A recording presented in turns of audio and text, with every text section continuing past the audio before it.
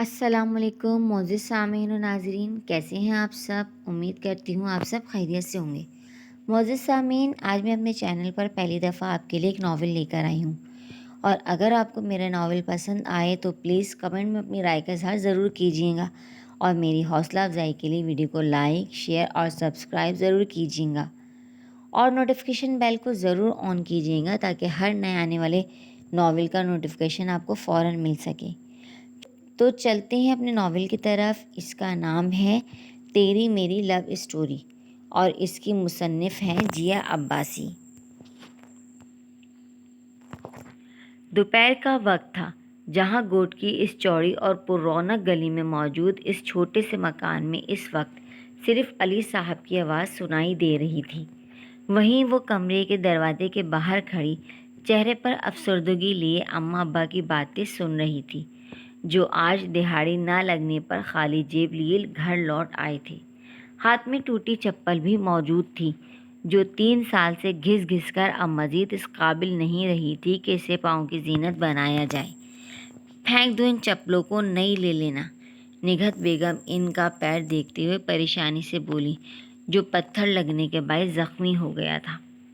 नई लेने के लिए पैसे भी तो होना चाहिए और हम फजूल खर्ची नहीं कर सकते। आखिरकार कल अपनी ज़ैनब की शादी करनी है, अली साहब समझाते हुए बोले, जबकि बाहर खड़ी ज़ैनब अफसरदा सी दुपट्टे को उंगली पर लपेटे हुए मुड़कर घर से बाहर निकल गई ताकि अपनी दोस्त शिफा के साथ कुछ देर बातें करके अपना दिल हल्का कर सके। हाय अल्लाह जी, बस जल्दी से मेरी शादी करा दे ताकि अम्मा अब्बा की परेशानी कम हो जाए। बेचारे अब्बा कल क्या पहनकर काम पर जाएंगे। बालों में लगा परांदा घुमाते हुए वो बड़बड़ाई थी कि तभी इसका ध्यान रास्ते से भटक कर अपने से कुछ कदम के फासले पर चलते आदमी पर रुक गया, जो आज तीनों को सीधा करता नमाज के लिए मस्जिद जा रहा था। बेख्तियार ज़ैनब की नज़र इसकी चप्पल पर गई थी। सुर्ख़ सफ़ेद पैरों में चमकती चमड़े की स्याह चप्पल। शिफा की गली में मुड़ने के बजाय चप्पलों पर नज़र जमाए ज़ैनब इसके पीछे पीछे चलने लगी। मस्जिद के बाहर रुककर इस आदमी ने सीढ़ियों पर चप्पल उतार दी और नमाज अदा करने अंदर की जानिब बढ़ गया, जबकि ज़ैनब शशोपंज में मुब्तला वहीं खड़ी इर्द गिर्द देखने लगी। दोपहर का वक्त था। गोट की इस कड़कती दोपहर में गलियों में सन्नाटा छाया हुआ था। वो हिम्मत करती आगे बढ़ी और किसी की भी नज़रों में आए बगैर चप्पल उठाती तेज़ी से वहाँ से भागती चली गई। ज़ैनी, रास्ते में पड़ती टायर पंचरों की दुकान पर बैठा मक्खियाँ उड़ाता अहमद कुरैशी इसे देखते ही उठ खड़ा हुआ था, जो नीले रंग के शलवार कमीज़ में मलबूस लाल रंग का दुपट्टा सीने पर फैलाए सामने से भागती आ रही थी। अहमद, तुम? शुतुरमुर्ग की रफ्तार से भागती ज़ैनब अब मोड़ने की चाल चलती इसके सामने आ खड़ी हुई। कहाँ से आ रही है और ये चप्पल किसकी है? माचिस की तीली दांतों में दबाई इसने सवालिया नज़रों से इसे देखा, जो शर्माते हुए चेहरे पर आई आवारा लटों को कान के पीछे कर रही थी। वो मैना शिफा के घर से आ रही थी, लेकिन रास्ते में मुझे चप्पल बेचने वाला दिखा तो इसके ठेले से अब्बा के लिए ख़रीद ली। तू इस रास्ते से क्यों जा रही है? ये तो लंबा पड़ता है ना। तुम्हें क्या, किसी भी रास्ते से जाऊं और ज़्यादा सवाल नहीं करो। अहमद के ना ख़त्म होने वाले सवालों पर अब वो झुंझला उठी थी। अच्छा, नाराज़ क्यों होती है? ये ले, ये रख ले, समोसे खा लियो शाम में। 10-10 के 3 नोट जेब से निकाल कर इसके हाथ पर रखता वो इसकी नाराज़गी दूर करने लगा। ए अहमद, किससे खड़ा बातें बना रहा है? वो टायर उठाकर दे। अंदर से आती शकूर काका की आवाज़ पर वो हड़बड़ाकर टायर उठाता अंदर की जानिब भागा, जबकि एक हाथ में पैसे और दूसरे में चप्पल पकड़े अब वो खुशी से फूलती घर की तरफ जा रही थी। ये चप्पल कहाँ से आई? निगत बेगम ने सवालिया नज़रों से इसे देखते हुए पूछा, जो दोनों चप्पल हाथ में लिए इनके सामने खड़ी थी। वो शिफा के घर से आते वक्त रास्ते में ठेले वाला दिखा तो 100 रुपये में इससे पुरानी चप्पल ख़रीद ली, इसने कहते हुए आंखें पटपटाईं। तेरे पास 100 रुपये कहाँ से आए? क्या अम्मा, जवा किए थे मैंने? सवाल जवाब से चिढ़ते हुए उसने मुंह बनाकर कहा, चल अच्छा किया, तेरे अब्बा की चप्पल टूट गई थी वैसे भी। अब जाकर रात के खाने की तैयारी कर आज छोटी बहन के साथ। इसके जवाब पर मुतमईन होते साथ ही रात के खाने का हुक्म दिया, जिस पे ज़ैनब मुंह बसूरकर किचन की तरफ चल दी, जहाँ 12 साला फातिमा टमाटर काट रही थी। अरे बज्जो, अच्छा हुआ तुम आ गई। लो ये बाकी के टमाटर तुम काटो, मैं टीवी देखने जा रही हूँ। सदा की कामचोर फातिमा इसे देखते ही सारा सामान वहीं फर्श पर छोड़कर किचन से भागती चली गई। इस पर 2 हुर्फ भेजकर ज़ैनब नीचे फर्श पर बैठती बाकी के बच्चे टमाटर काटने लगी। दिमाग अभी तक अपनी हरकत में उलझा हुआ था। अल्लाह जी बस गुनाह ना देना, मैं तो आपके घर से उठाइए चप्पल और अब्बा के लिए करी कोई चोरी थोड़ी ना होती है। हाँ नहीं तो। छत की तरफ देखते हुए वो बड़बड़ाई, साथ ही खुद को मुतमईन करती अब पूरी तरह से काम की तरफ मुतवज्जा हो चुकी थी। छत पर खड़ी होकर इसे देखा करती थी, पर आज वो नहीं थी। वो सर झटकता घर की जानिब बढ़ गया। दरवाज़ा खोलकर अंदर दाखिल हुआ तो सामने ही तख्त पर बैठी इसे अम्मा नज़र आईं, जो सामने खड़ी इसकी 16 साला बहन को किसी बात पर डांट रही थी। निगोड़ी, एक काम ठीक से नहीं करती। ए खुदा, तुझसे रहमत मांगी थी, जहमत को गले बांध दिया। साथ ही साथ अल्लाह से शिकवे भी जारी थे। ए अम्मा, क्यों खून जला रही है? और छोटी पानी लेकर आ भाई के लिए। खतीजा बेगम से पूछकर इसने राबिया को हुक्म दिया, जो जी अच्छा कहती फ़ौरन भागती चली गई। क्या हुआ थक गया? अहमद के चेहरे पर थकन महसूस करके उन्होंने फ़िक्रमंदी से पूछा। हाँ, बस काम ज़्यादा था आज। तू बता, दिन कैसा गुजरा? राबिया के हाथ से गिलास लेते हुए उसने खतीजा बेगम से पूछा। कैसा गुजरना है, मेरी तो हड्डियाँ टूट जाती हैं इस घर के काम कर कर के, और एक ये मनहूस है जो किसी काम में हाथ नहीं बटाती। कहते हुए उन्होंने गुस्से से राबिया को घूरा, जो मासूम सी शक्ल बनाकर भाई को देखने लगी। वो जानता था बेचारी पूरे घर की साफ सफाई करती थी, रोटियां भी पकाती थी, फिर भी इनकी माँ को बेटी का क्या काम कहीं नज़र ही नहीं आता था। अच्छा चल, गुस्सा नहीं कर, ले ये पानी पी। अहमद ने माँ को ठंडा करना चाहा, जिस पर वो और भड़क उठी। क्या गुस्सा नहीं कर, मैंने सोच लिया, मैं कल ही निगहत से बात करती हूँ तेरे और ज़ैनब के रिश्ते की। बहू आ जाएगी तो मेरी जिम्मेदारियाँ भी कुछ कम होंगी। अब के वो अहमद को घूरते हुए बोली, जिस पर इसने हाथ में पकड़ा गिलास फ़ौरन लबों से लगा लिया ताकि अपनी मुस्कुराहट छुपा सके। अलबत्ता दिल में मीठी मीठी सी गुदगुदी होने लगी थी। अच्छा, जैसे तेरी मर्ज़ी है, मुझे खाना तो दे दे, थका हारा आया हूँ। इसके कहने की देर थी कि एक बार फिर राबिया की शामत आ गई।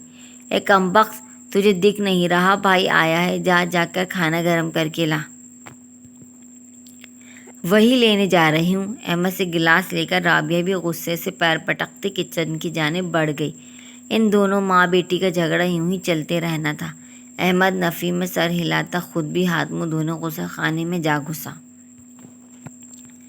अम्मा, मैं ज़रा शिफा के घर जा रही हूँ, थोड़ी देर में आ जाऊँगी। जल्दी जल्दी तैयार होती वो निगहत बेगम से बोली, जो सहन में चरपाई बिछाए बैठी आलू छील रही थी। सुबह सुबह तुझे इससे क्या काम पड़ गया? हाथ रोककर निगहत बेगम ने इसे मशकूक नज़रों से घूरा। वो मैंने इसे अपना दुपट्टा दिया था, वही लेने जा रही हूँ, मुझे पहनना है ना। हड़बड़ाकर जवाब देती फ़ौरन दरवाजे की जानिब बढ़ गई, कहीं अम्मा इसे रोक ही न ले।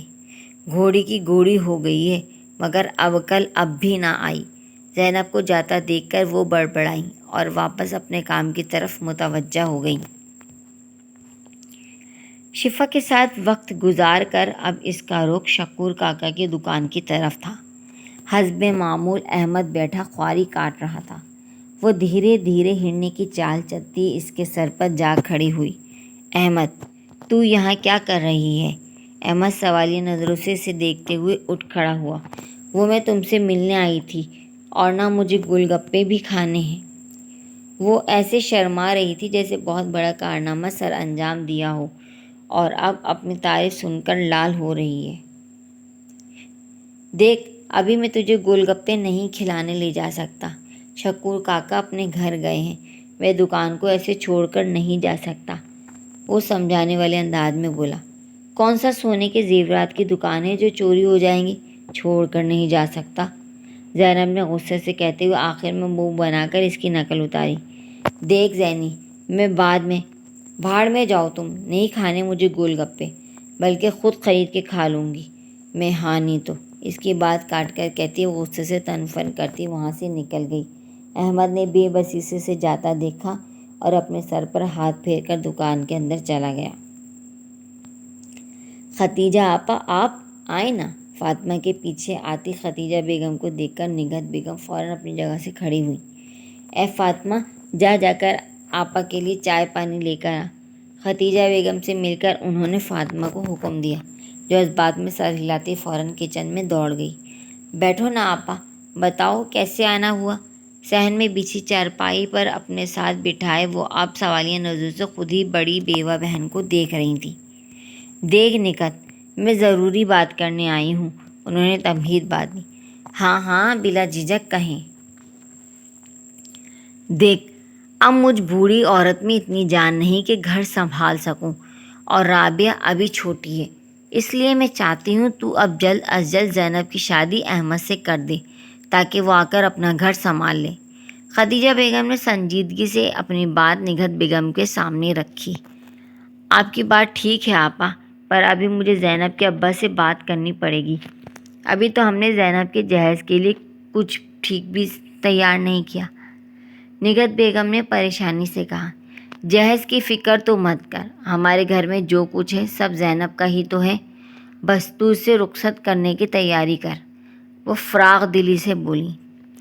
ٹھیک ہے آپا، زینب کے ابا آ جائیں تو آج بات کرتی ہوں، نیم رضامندی سے کہتی۔ اب وہ آس پڑوس کی باتوں میں مصروف ہو چکی تھی۔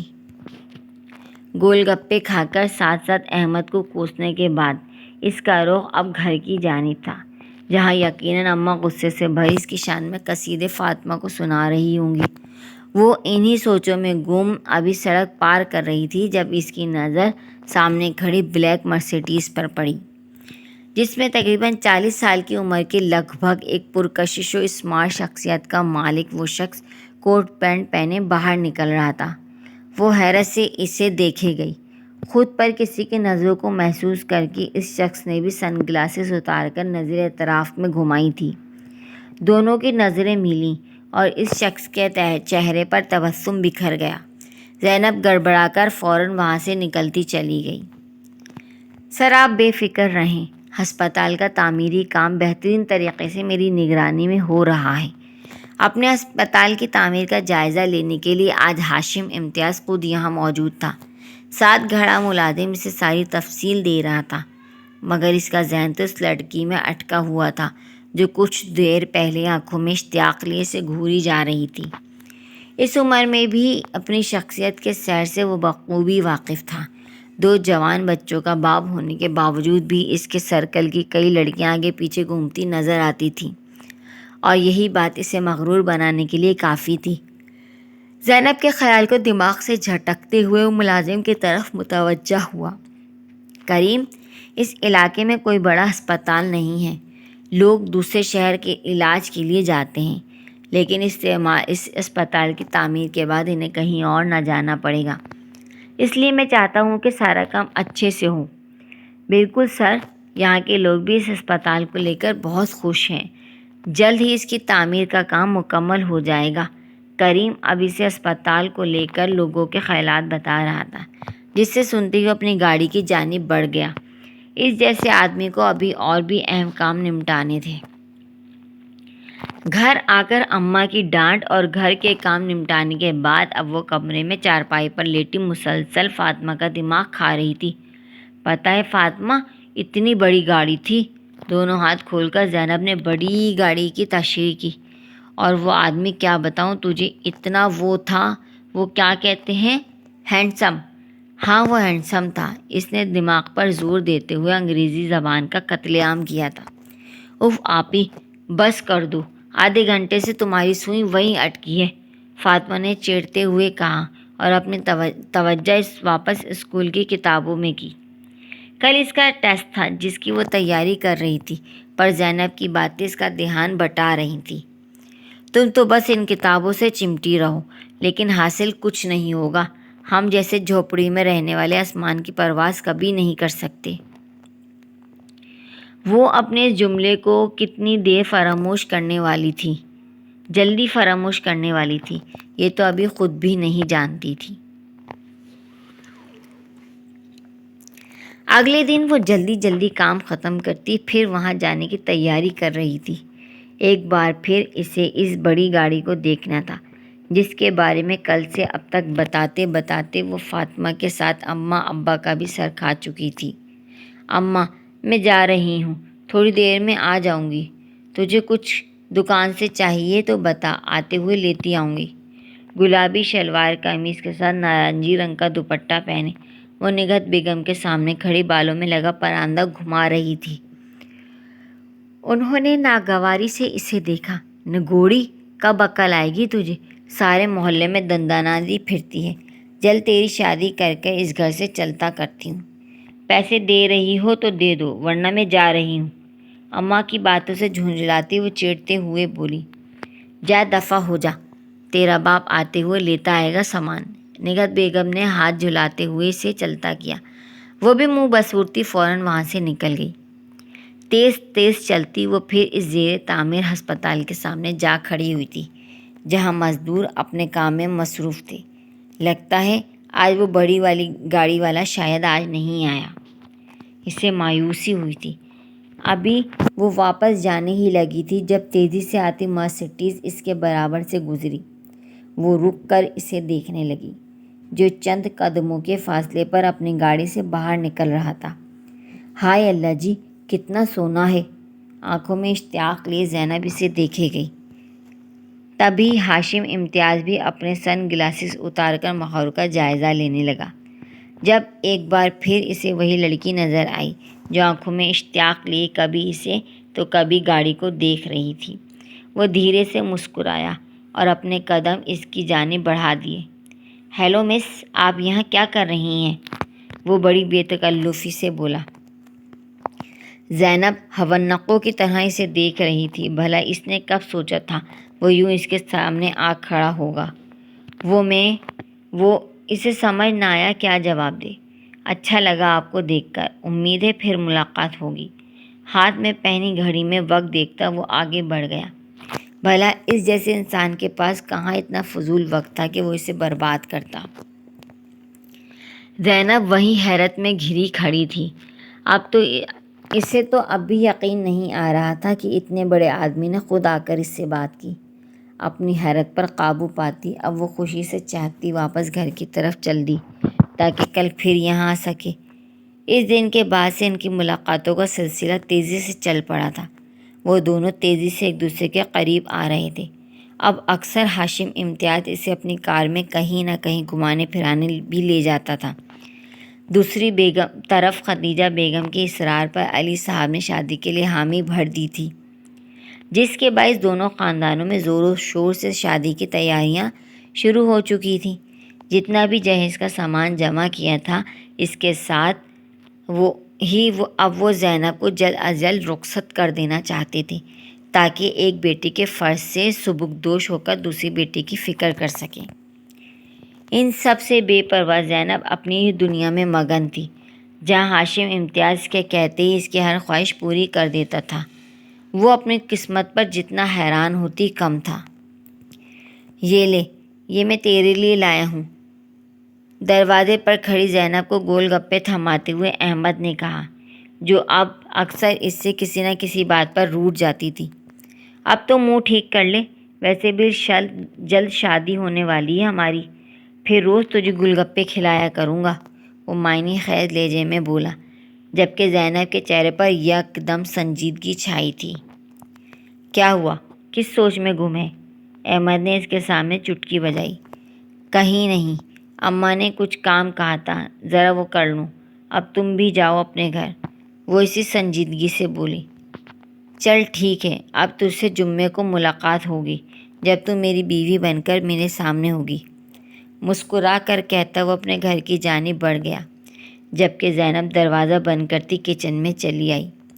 اس کا ذہن ہاشم، امتیاز اور احمد قریشی میں بری طرح الجھ چکا تھا۔